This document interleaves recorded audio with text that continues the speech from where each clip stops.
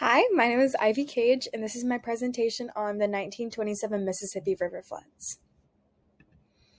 So, here is just a little background information on what really is the Mississippi River floods. So, the floods started in the summer of 1926 with exceptionally heavy rains in Mississippi Basin, but did not peak until April of the following year. The waters did not subside until August 1927. So, this flood went on for a year. This flood extended across Illinois, Indiana, Missouri, Kentucky, Texas, Oklahoma, Kansas, Tennessee, Arkansas, Mississippi, and Louisiana. At one point, the river was approximately 80 miles wide near Vicksburg, Mississippi. So it was the entirety of the Mississippi River that flooded. Like the whole thing, every state, no state was lacking. This was a quote that I thought was really neat. The Great Mississippi Flood of 1927 will go down in history as one of America's greatest peacetime disasters. The National Red Cross, who was there when the Mississippi River flood started. So, what really caused the Mississippi River floods to happen in the first place? So, the first one is rainfall. Heavy spring rains, the flooding resulted from persistent heavy rainfall across the central U.S. starting in August 1926 when the floods started and continuing through spring of 1927 when this flood subsided. Tributaries too.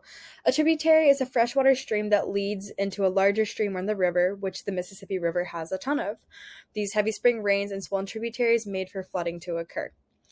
And also, the Mississippi River was heavily prone to flooding. So, this is my last point. The Mississippi Basin is prone to flooding on an annual basis because of the combination of spring rains and snowmelts. So they kind of expected some flooding, but just not on this level. So, over 23,000 square miles of land was submerged. It was inundated in depths up to 30 feet, and there was 246 related flood deaths. So, now we're going to talk about the magnitude of this flood and overall how big the impact was. The first levee broke on April 16th along the Illinois shore. Then, on April 21st, the levee Mounds Landing in Mississippi gave away. Over the next few weeks, essentially, the entire levee system collapsed. At least 2 months passed before the floodwater completely subsided.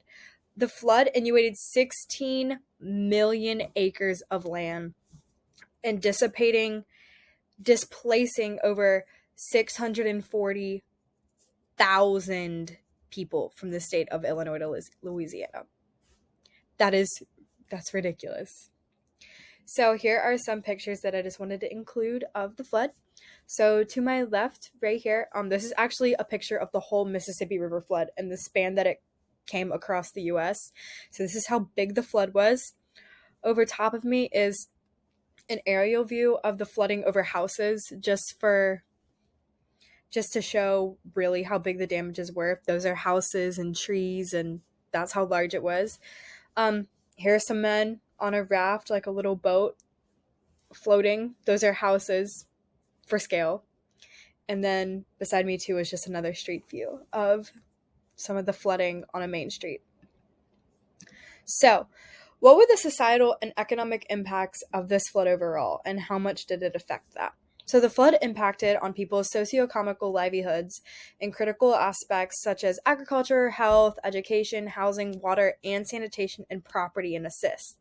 In all, approximately 27,000 square miles were left underwater, ruining crops, damaging or destroying hundreds of thousands of buildings, causing hundreds of thousands of people to be displaced from their homes, and killing 250 individuals across the 7 impacted states. So here are just some date ranges. April and May 1927 deaths were 246 flood-related deaths in several states. And here are the related impacts. Impacts over 700,000 homeless in several states. Flood inundations, 27,000 square miles in several states. And here are the costs. Property damage was estimated to be over $400 million. $1927, equivalent to over $500 billion today. So that's really how much money that it costs and the economic impacts.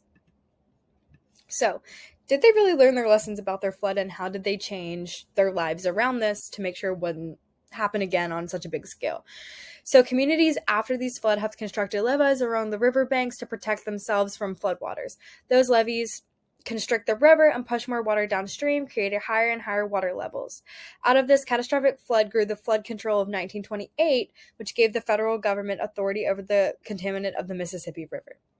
So this led to the eventual creation of the Mississippi River and Tributaries Project, MRNT. The Mississippi has 3,500 miles of levees running its banks, averaging almost 25 feet high. So this helps a lot now.